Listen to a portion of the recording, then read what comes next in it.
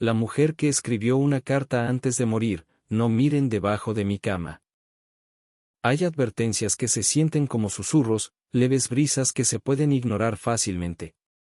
Y otras que parecen gritos desesperados, congelados en el tiempo, destinados a ser la última palabra de alguien. Hoy no vamos a contar la historia de una simple muerte, sino la crónica del miedo. Conocerás el caso de una mujer que, horas antes de que su corazón se detuviera para siempre, dejó una carta con una frase que, en su simplicidad, desconcertó a todos. No miren debajo de mi cama. Un mensaje que, en un principio, pareció la última y absurda petición de una mente rota. Una nota sin sentido de alguien que había perdido la batalla contra la realidad. Pero en esta historia, la verdad no estaba en la superficie. Estaba oculto, esperando en un espacio estrecho y oscuro. Y el misterio solo comenzó cuando alguien, impulsado por la incredulidad o una curiosidad fatal, decidió ignorar esa advertencia. Capítulo 1. El desvanecer de Marina Beltrán. Su nombre era Marina Beltrán, 42 años, y el mundo la conoció como una mujer de rutinas silenciosas. Era bibliotecaria en la biblioteca pública del distrito, y la estantería de su hogar era tan impecable como las que cuidaba en su trabajo. En el barrio la definían con 3 palabras: tranquila, amable y, sobre todo, extremadamente ordenada. Marina vivía sola en una pequeña casa antigua. No era ostentosa, era la herencia de su abuela, con techos altos que guardaban el eco de décadas pasadas y ventanas de madera que crujían con cada cambio de temperatura. Era una casa modesta, sí, pero su calidez y su ambiente seguro la convertían en un refugio, al menos en apariencia. Durante años, Marina fue la imagen de la normalidad. Pero en los últimos 6 meses, según los vecinos que la veían ir y venir, algo en ella se había fracturado. Era un cambio gradual, pero innegable. La sonrisa amable se había desvanecido. Sus ojos, antes llenos de la luz de la lectura, ahora mostraban un cansancio brutal, rodeados de ojeras profundas que no desaparecían ni con el maquillaje. Empezó a evitar el contacto visual, a caminar rápido por la calle sin saludar. Se sobresaltaba por el simple sonido de la bocina de un coche o el portazo de la casa de al lado. Pero lo más inquietante era un nuevo ritual nocturno: cada noche dejaba todas las luces prendidas en su habitación. No era una luz tenue, era la luz dura y brillante, como si temiera desesperadamente a la oscuridad. Una tarde, mientras regaba una planta en su ventana, la vecina Laura la escuchó. Marina estaba al teléfono, pero sus palabras eran un murmullo que trascendía la conversación. No quiere que duerma, no quiere que olvide. Y yo ya no sé cómo detenerlo. Nadie entendió de qué o de quién hablaba. Pero todos notaron que Marina se había convertido en una prisionera de su propia casa. Capítulo 2. La noche del 14 de septiembre y el mensaje final. La noche del 14 de septiembre, el silencio inusual de su casa fue roto por la sirena de la ambulancia. Marina Beltrán había muerto. La causa, según el informe preliminar y el diagnóstico del forense, fue un paro cardíaco fulminante. La encontraron en el piso de su habitación, justo al lado de su cama. Su cuerpo estaba rígido, el color pálido de su piel contrastaba con la ropa de dormir que llevaba. Pero lo que realmente impactó a los paramédicos y a la policía fue su expresión, una mezcla sobrecogedora de terror absoluto y una extraña, casi dolorosa, resignación. Era la mirada de alguien que había esperado el fin y que, al final, lo había aceptado. Sobre su mesa de noche, perfectamente centrada ya a la vista, había una única pieza de papel. Una carta. Estaba escrita a mano, con su letra característica, pulcra pero ahora con trazos temblorosos en las últimas palabras. La policía la tomó como la única pista, el último testamento de Marina. La carta fue transcrita y, aunque breve, resonó como un eco helado en la habitación. A quien lea esto: no culpen a nadie. No entren en mi habitación de noche. Y, por favor, no miren debajo de mi cama. Solo eso. 3 puntos, 3 peticiones. Sin más explicaciones. Sin destinatario específico. Sin firma. Para el detective a cargo, fue fácil concluir que era la nota final de una mujer que había perdido la batalla contra la paranoia antes de perder la batalla de su corazón. El caso se cerró como un deceso natural con un mensaje de despedida confuso. Pero la policía se marchó. Los familiares llegaron. Y no tardarían en aparecer detalles que ninguna explicación lógica ni informe oficial pudo ignorar. Capítulo 3. El espacio estrecho y la evidencia material. Durante el levantamiento del cuerpo y la inspección rutinaria de la escena, los agentes encargados de la recolección de pruebas notaron algo que iba más allá de la simple superstición de la carta. La cama de Marina era una estructura antigua de madera maciza. Era baja, separada del suelo por apenas 12 centímetros. Un espacio mínimo, demasiado estrecho para que una persona pueda esconderse o incluso deslizarse cómodamente. Sin embargo, en ese espacio tan reducido, notaron una serie de anomalías. La alfombra movida, la pequeña alfombra decorativa que cubría la zona central de la habitación estaba sutilmente arrugada, movida unos cuantos centímetros de su posición habitual, como si algo la hubiera empujado desde abajo o hubiera sido retirada y colocada de nuevo con prisa. Las marcas de arrastre, en el suelo de madera noble, visibles solo al mover la alfombra, se detectan marcas muy suaves, como arrastres, que se dirigieron hacia la parte central de la cama y de regreso. No eran rasguños profundos, sino el roce continuo y repetitivo de algo. El colchón rasgado. Lo más inquietante fue el borde inferior del colchón. No era suciedad ni desgaste. Había un rasgado limpio y lineal, cerca del borde, justo en la zona donde se apoyaban los pies de Marina. Parecía como si algo con una fuerza considerable hubiera sido empujado desde abajo hacia arriba, desgarrando la tela protectora. No encontramos sangre. No había rastros de lucha o de entrada forzada. Nada que justifique una advertencia tan específica. A pesar del escepticismo oficial, uno de los oficiales más veteranos, el sargento Morales, no pudo evitar el escalofrío. Mientras los demás empacaban sus equipos, murmuró para sí, mirando el espacio oscuro y estrecho.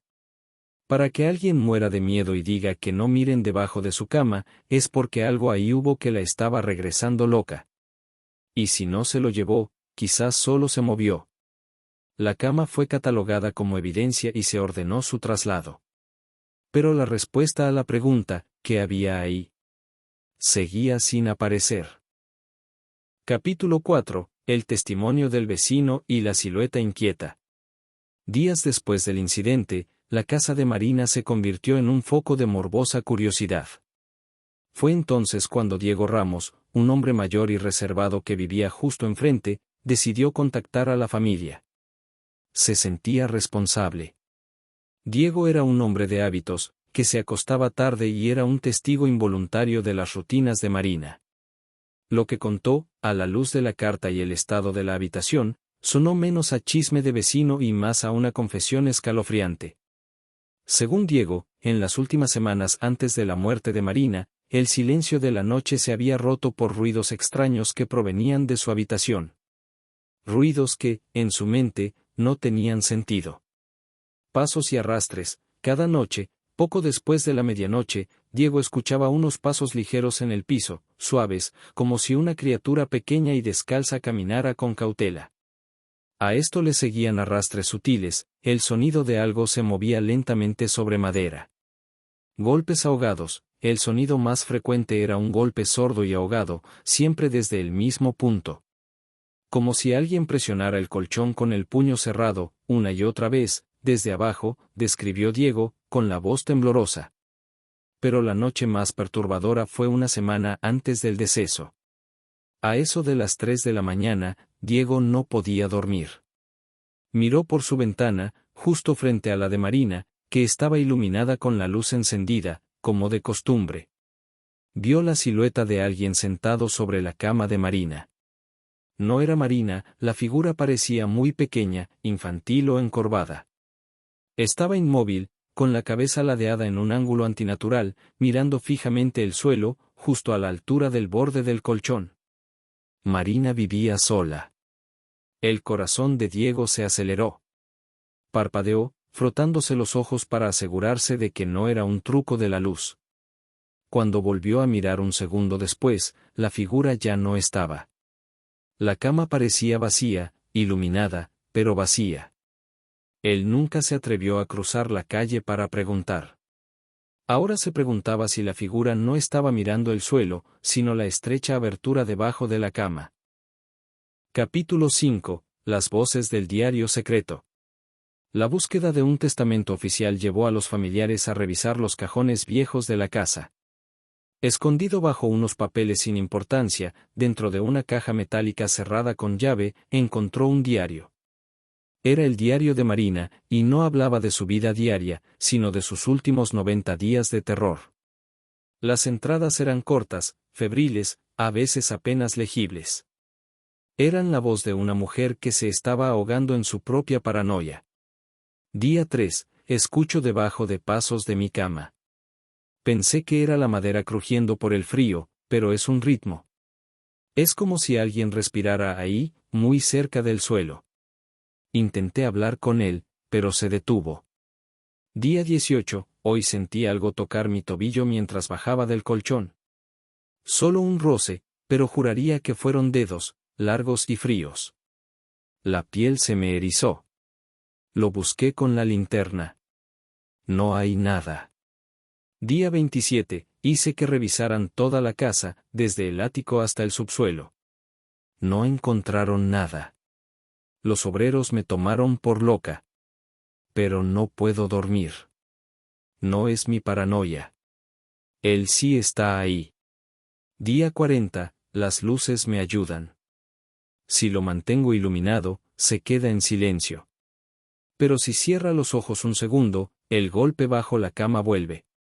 Empiezo a pensar que no quiere que me vaya. O que no quiere estar solo, y yo soy la única aquí. Día 72. Ya no lo escucho solo por la noche. Hoy, mientras leía, sentí la presión en el colchón. No sé cómo explicarlo, pero cada noche siento su presencia más cerca del borde, justo en la rasgadura. Como si quisiera verme, como si estuviera intentando salir. Día 89. Va a pasar pronto. Lo sé. Ya no es el mismo sonido. Es un silencio expectante. La luz no lo detiene. No quiero que nadie más se acerque. No quiero que nadie vea lo que hay debajo de mi cama. El último mensaje, escrito la noche anterior a su muerte, fue el más breve y escalofriante de todos. Día 90. Hoy habló. Marina murió antes de poder escribir lo que había dicho. O tal vez, simplemente, ya no hubo tiempo. Capítulo 6. El investigador escéptico y el susurro congelado. La familia, aterrorizada por el contenido del diario, sintió que la policía había fallado. Necesitaban una respuesta que no fuera un simple paro cardíaco. Contactaron a Luciano Serra, un investigador independiente conocido en el ámbito paranormal por su escepticismo radical y su rígido profesionalismo. Era un hombre difícil de impresionar. Luciano aceptó el caso, movido por la singularidad de la carta y el desgarro en el colchón. Instaló equipos de grabación de audio y video de alta sensibilidad. Su objetivo, demostrar que Marina había sucumbido a la sugestión y que los ruidos provenían de los fallos estructurales de la casa antigua. Pasó una sola noche en la casa. El silencio inicial de la madrugada fue roto a las 3:17 de la mañana, justo la hora en que el vecino Diego había visto la silueta. Los grabadores de Luciano capturaron 3 cosas distintas. El golpe profundo, un golpe sordo y singular, tan potente que hizo vibrar las tablas del piso. No provenía del exterior, sino de un punto muerto justo debajo de la zona donde Marina solía apoyar la cabeza. Respiración ajenas, una respiración entrecortada y forzada fue captada por el micrófono direccional. No era humana. Era gutural, como el jadeo de algo que se esfuerza por respirar en un espacio muy pequeño. El susurro final, por último, el sonido que hizo que Luciano Serra abandonara su puesto.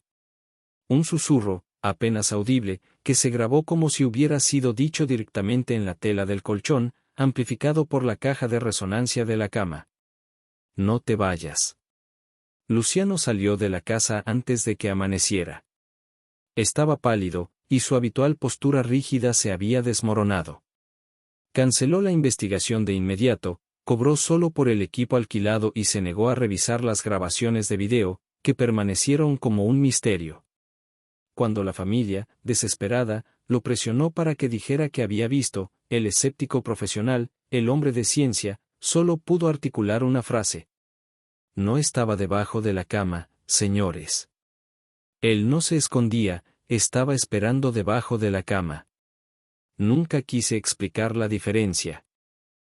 Capítulo 7. La fatídica decisión y la sonrisa imposible.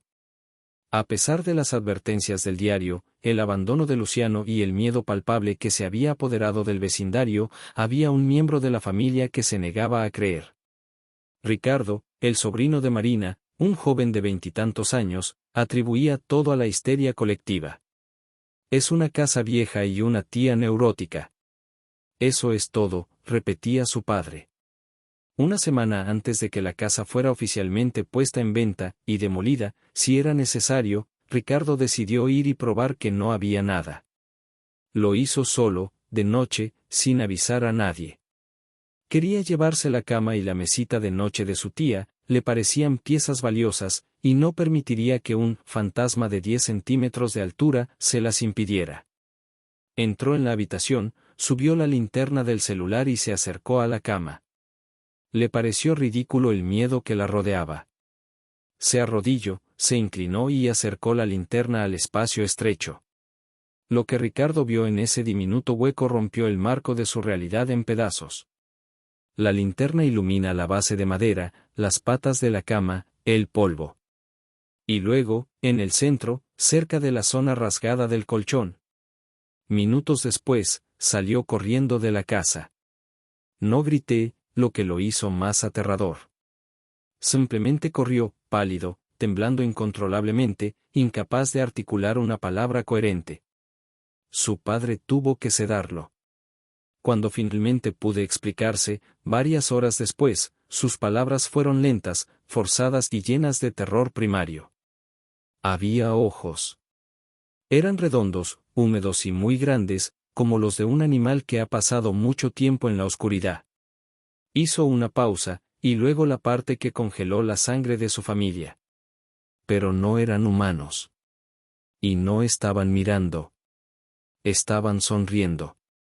La sonrisa, según él, era larga y demasiado ancha para un rostro normal, con dientes pequeños y apretados. Y no venía de un rostro que estuviera erguido, sino de uno aplastado contra la madera del suelo, como si se hubiera deslizado hasta la mínima altura posible, solo para sonreír. Capítulo 8. El último rastro y la marca oscura. El relato de Ricardo fue la gota que colmó el vaso. Al día siguiente, el padre de Ricardo, acompañado de un amigo robusto y armado con una cámara, regresó a la habitación de Marina. Quería mover la cama y documentar la prueba de la locura de su hijo. Pero no fue necesario. La cama había cambiado. Ya no estaba centrada y quieta. Estaba inclinada, separada del suelo en el lado más alejado de la pared, como si alguien la hubiera empujado desde abajo con una fuerza descomunal y súbita, buscando un escape rápido. La alfombra, que había sido alisada y colocada en su sitio, estaba de nuevo arrugada y abultada en el centro. La cámara capturó el detalle más perturbador. Al mover finalmente la cama para sacarla de la habitación, encontró una marca en el suelo de madera. Era una depresión oscura, profunda y alargada, como si algo con una temperatura o presión extrema se hubiera hundido brevemente en el material. No era una quemadura de cigarrillo. Se parecía a la impresión de un dedo, pero desproporcionadamente largo y delgado, con la punta redondeada y hundida en la madera noble. Estaba orientado hacia la puerta, como el punto de apoyo final de algo que se había propulsado con prisa para salir del espacio estrecho. Se tomaron las fotos. La cama, el colchón y todos los muebles de la habitación de Marina fueron llevados a un vertedero especial para ser incinerados. La familia abandonó el caso, la policía lo cerró oficialmente por falta de pruebas, y el pueblo quedó con el rumor. La casa se convirtió en el punto de todas las miradas. Capítulo 9. La quietud de la espera. Hoy, la pequeña casa de la abuela, el refugio de Marina, sigue vacía. Está en venta, a un precio ridículamente bajo para la zona, pero nadie la quiere. Los agentes inmobiliarios han intentado ocultar la historia, pero el barrio entero conoce el caso de la mujer de la carta. Se han reportado cancelaciones de compradores después de visitar la propiedad, no por el estado de la casa, sino por la sensación de asfixia que experimentan en el pasillo que lleva a la antigua habitación de Marina. El silencio de la casa ahora es un silencio que pesa. Pero no es un silencio absoluto. Los vecinos, especialmente Diego Ramos, dicen que, algunas noches, cuando el viento es muy suave y la calle está completamente silenciosa, se escucha un golpe seco, profundo y singular contra el suelo, justo en la habitación vacía de Marina. Otros aseguran haber visto la cortina moverse levemente, aunque las ventanas están selladas y no hay nadie adentro. Y algunos, con la piel erizada, confiesan escuchar un susurro breve, repetitivo y grave, que parece ascender desde las alcantarillas o las grietas del suelo. El mismo que grabó al investigador escéptico, Luciano Serra. No te vayas. ¿Fue todo un ciclo de miedo y paranoia? La culminación del estrés de una mujer solitaria y ordenada, que inventó una presencia para justificar su soledad. ¿O realmente había algo debajo de esa cama? Algo que no se detuvo por la muerte de Marina. Algo que ya no está en el espacio estrecho, sino quizás en un rincón oscuro de la misma casa, o peor aún, esperando debajo de otra cama en algún lugar del mundo. El forense dijo que Marina murió de un paro cardíaco. Pero si miramos de cerca el diario, la carta y esa expresión de terror y resignación, es evidente que Marina Beltrán murió de miedo. Murió de la comprensión de que no había escapado y de que algo la había reclamado. Lo único seguro es que el mensaje final de una persona tiene que ser respetado. Si alguna vez encuentras una carta como la de Marina Beltrán, un mensaje desesperado, críptico, y que parece irracional, por favor, no mires debajo de la cama. Este caso termina aquí, pero los enigmas no descansan. Acompáñanos en la próxima investigación. Suscríbete, deja tu like y mantente alerta. En Crónicas Ocultas, cada detalle importa.